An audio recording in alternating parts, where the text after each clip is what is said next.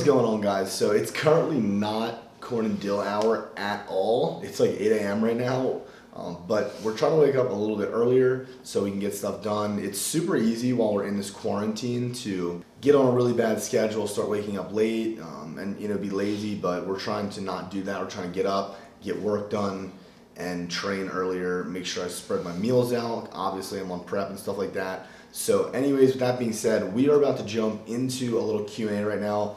We posted up on the story. We asked you guys to ask us some questions, so I'm gonna answer some of the most asked questions. We're gonna get to it right now. All right, so we were just staring directly into the monitor instead of the camera, which that is why we were looking above the camera in that last clip. So anyways, the first question is, how long have you been training to get your size? I started training my end of junior year of high school, so that was, 4 years ago? So I would have been a senior in college. Yeah, that was almost 4 years ago. Holy shit, yeah, so 4 years I started training. I started my training series, my training journey after my baseball career ended. So I'm gonna have to count on my fingers right here. I started training, I feel like I don't fit in this frame, so sorry guys, but so I started training at the end of my freshman year of high school with the track team. So I did football and then I wrestled and then I did track my freshman year of high school, and I didn't do any sports after that, but I had started, basically because I had started lifting. I started lifting about, maybe January, of my freshman year. And so how old are you at that point? 16 when you were a freshman? Yeah. 15. I was 15, so 16, 17, 18, 19, 20, 21. So yeah, I've been training for 7 years at this point. And it's taken me 7 years to put on the size that I currently have right now, which, to be honest, I remember when I first got into the gym, I thought that, if I took creatine, I was basically gonna be the size I am right now within 3 weeks. And that's I wanted so bad to see the results. And I feel like it's funny because I think I almost thought I was bigger than I was when I first started lifting. I was like, oh, I'm feeling out as fucking damn small. Bro, I remember when creatine first got introduced to me, and all of my buddies, they all thought that was literally steroids. Yeah. Creatine was dude, you're on fucking creatine, bro. You're not natural. And it was literally kind of a big thing when we were younger. Mm-hmm. But yeah, that's what happens. But yeah, so that took me 7 years. Took him, what was it, 3? 7? 3. Yeah. Okay. So the next question is very relative, actually, to the times that we're going through right now. So I'll just start it out. And is, how quickly does it take to lose strength? So the first thing I want to say is, to maintain muscle mass, it's fairly easy. So all you're going to really need to do is stimulate that muscle a little bit. Just get some blood flowing through it, get it working, get it moving. So bodyweight workouts are great. If you guys go down the link below, if you're a part of the Power Effect and you haven't already, you can check this out. We have a 2-week bodyweight basically workout system. It's just 2 different videos, and I go through everything with you guys, what we've been doing for bodyweight stuff, because we do have weights. We've also been training some bodyweight stuff, and the link below is for you guys who are not a part. You guys can go check it out if you want to. But anyways, back to the actual question. Losing strength is gonna happen, okay? Losing strength happens at a very rapid rate, unfortunately. When you go out of the gym and you don't hit your certain lifts for a long period of time, your central nervous system is, it gets a little, let's just say, unused to the lift. It's a bit more difficult to kind of do the lift. It's gonna feel a little off, it's gonna feel a little weird, it'll feel a little heavy at first. So yeah, losing strength is quick because of your central nervous system, but it also can come back very quickly as well. So don't be discouraged, but don't be freaked out if when you go back to the gym you have lost some strength. Yeah, definitely don't be discouraged. You're definitely going to get that strength, I feel more quickly than you were before, just because I guess your CNS is just gonna get refreshed and everything. So the strength will come back. Obviously, Dill's been through those times where he lost strength through phases of his lifting career. I've been through times where I've tremendously lost strength, and then I just worked my way back up. So like we said, just don't get discouraged. It'll come back, boys. All right, so somebody just said coronavirus. I guess they just want our take on the whole situation, and I guess how we have been trying to get through all this stuff. What measures have we been taking to maintain / actually make gains? So I'll let you start out.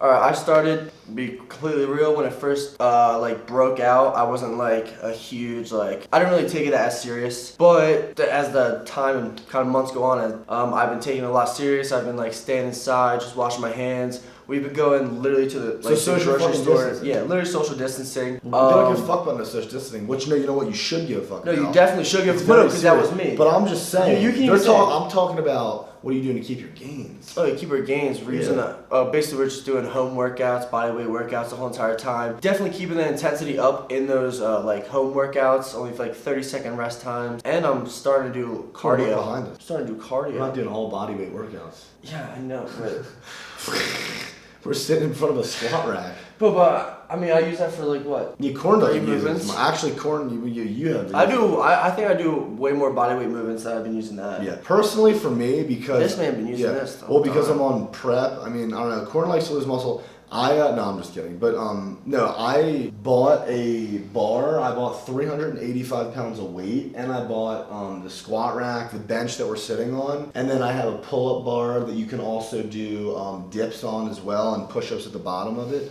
So I bought all this stuff because after the coronavirus stuff passes, I'm gonna be able to use it for like 2 days and things of that nature. But I am on prep right now, and it is a massive, massive goal of mine, to get the pro card. You guys know this, and I love this shit, so that's why I got all this stuff. A lot of people ask me how much I spent. I think it was like somewhere around $1,500 because it was all last minute. So the guy who I bought most of it from probably fucking swindled me.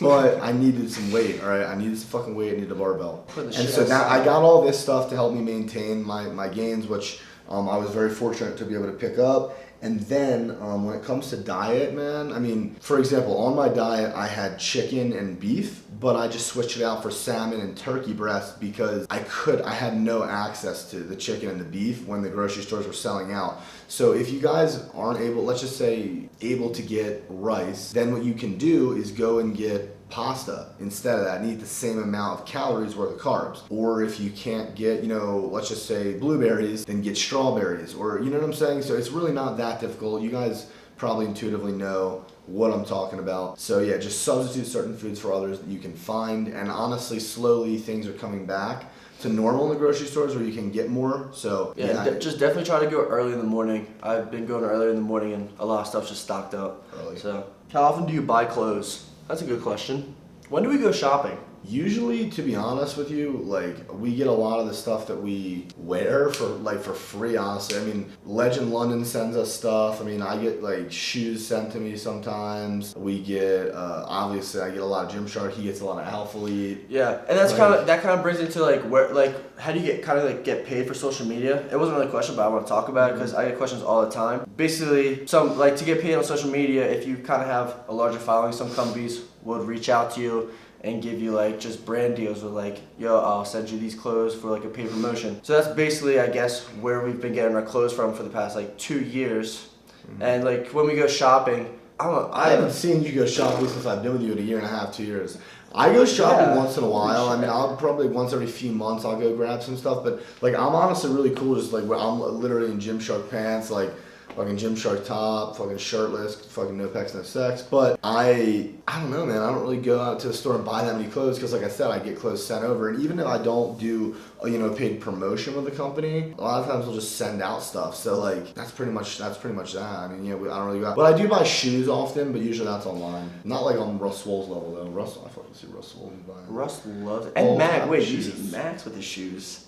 Max is the hype Texas beast boys and Christian, all of them. So the next question is, do you smoke weed? How do you think it affects bodybuilding? Well, the first thing I would say is occasionally, yes. I do use THC, I do smoke occasionally because of the fact that we have dispensaries right here in Colorado. We have one right down the street from us where it's recreationally legal. We know exactly what we're getting, exactly what strain we're getting. And so the reason why that's helpful is because certain strains obviously are better for certain things, aka if you are trying to go to sleep or if you suffer with anxiety or you want to, something to use before the gym, and if you have no idea where you're getting it, then you don't really know exactly what you're getting, so you don't know what's good for what. So that's a really big plus about living in Colorado, and obviously I'm over 21, so I can legally go and purchase recreational weed, THC, edibles, whatever I really want. And so yeah, on occasion I do use it.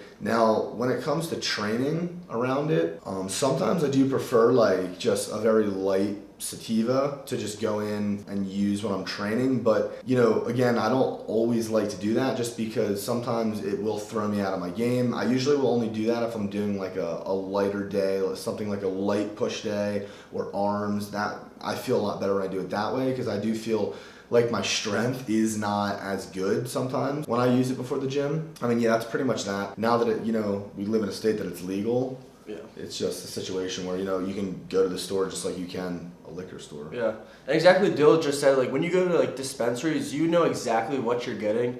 And like obviously a misrep on cannabis is like basically like in the illegal states you get it from people that you don't really know and you don't know exactly what you're getting. And different strains definitely have different chemicals that kind of just like help different symptoms like anxiety or just like inflammation or literally anything. And it's basically all your perspective. So like if you can handle while training under the influence, if it kind of helps you focus, then you can do it. But if it's someone where it kind of just bugs you out, just know your body and basically just don't do it. Mm-hmm. And I kind of want to touch on what Dylan kind of didn't say. He uses it for sleep. I hear a lot of people use cannabis like if they talk about it just for sleep. If you do kind of like your research, cannabis isn't like the greatest for your sleep. It definitely messes up your REM sleep, and REM sleep basically is like where you get your dreams from. So like I just definitely just do your research before you do it, and like just know your body. Because that is actually a big myth, and for bodybuilding purposes, you know, getting good sleep is something that is very important. So maybe you do want to think about, you know, I mean, certain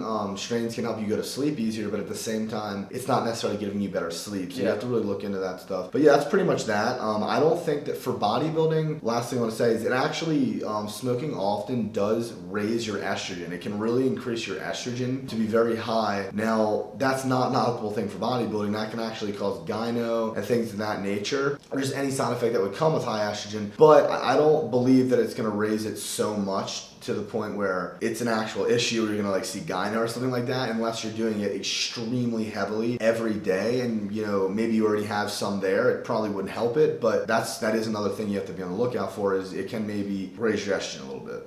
Someone said, how did you guys meet? Long time ago. All right, I mean, I'll start off a little bit. So I met Dylan when we were super young. We played sports against each other. Like we were on the same hockey team. Yeah, we were on the same hockey team. All right, you were probably a little better because you're like a little older. Okay, so you were a little better. But like we were from different towns. The towns were right next to each other. So like the sports teams obviously just played against each other. We were always like rivals. And like so I kind of knew it from there. We kind of like lost contact, lost distance in high school because I went to baseball. Baseball took over my life, and then I don't know, he kind of just went on with his. And then I believe like junior year we kind of like reconnected. Because like Kenny Randall, man. Kenny Randall was a staple because I went to Dave's house that one day. A lot of you guys shout out to Kenny if you guys know Kenny. Shout out to Kenny.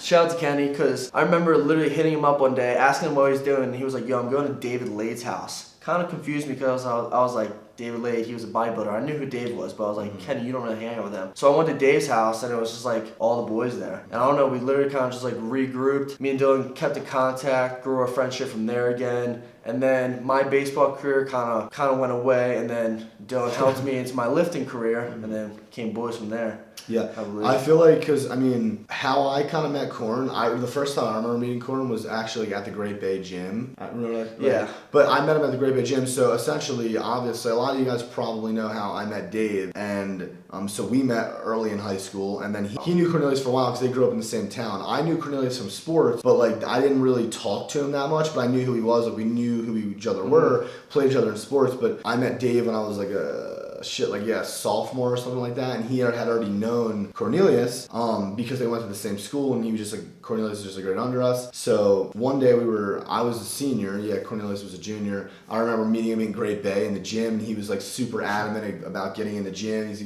he was saying, you know, I think you said you were like motivated by us a little bit. And you just wanted to get in the gym, so you just started coming to the gym all the time with us, and Kenny also is a mutual friend. We would all go to the gym together, and then we started kind of helping you out with like lifting, and then we all just became friends, and then obviously it's just history from there. No, but then we just obviously got closer and closer. Then when you moved, obviously Cornelius moved to Florida for about a year, and then I called him one day. I was like, you want to move back in with me? And then he moved back into Jersey. Then we did the Road to the Stage series. That was when he moved back.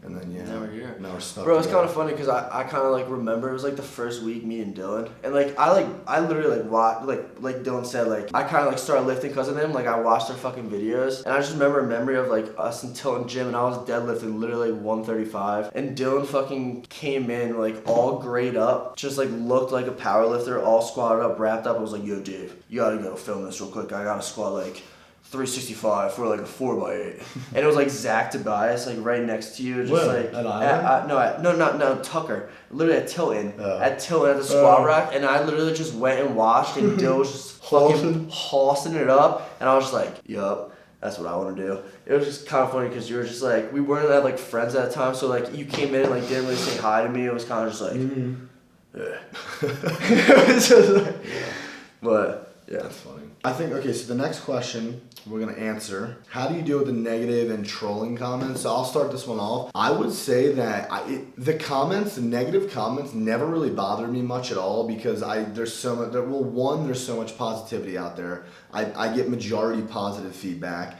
And two, the people who really give me really negative feedback, like not just constructive criticism but negative, are usually, I don't care what they have to say because they don't know me, and obviously they're not saying what they're saying to help me out, they're saying it to be negative. So I just pretty much completely write it off, and I just don't let it get to me because I'm like, they don't know me. There's no reason for me to strain myself like worrying about what they think or trying to prove myself to them or like argue back or get upset about it or think about it, just because, like I said, it's usually very unintelligent comments that are negative, and on top of it, like I said, they're being negative, so I just have no time for it. I don't really care about it.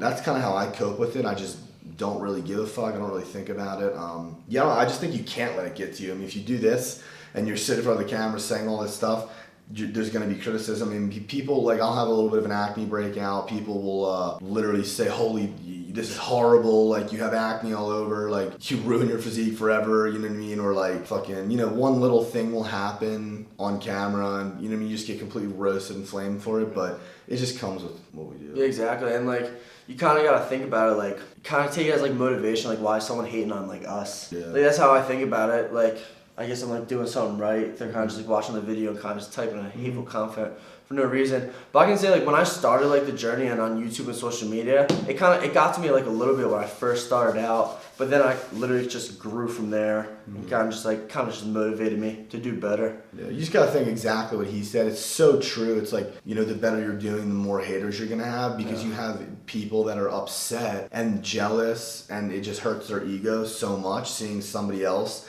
in a position they want to be or doing, there's certain things in their life that just intimidate them, make them feel uncomfortable that somebody's doing that well, and in whatever aspect it is, and then so it comes out of them in a hateful way because they just don't want to believe that other people are, doing shit, and so it is what it is. I would say don't fucking let the negative shit get to you in your life. But anyways, it says 25 minutes up here on this recorder that I've probably been staring at this monitor the whole time, but it says 25 minutes. So we're gonna end this Q&A right here. But if you guys want us to do maybe another one in the future, you have a bunch more questions, let us know. We get questions all the time. So hopping on here to answer sometimes is definitely always fun. Sorry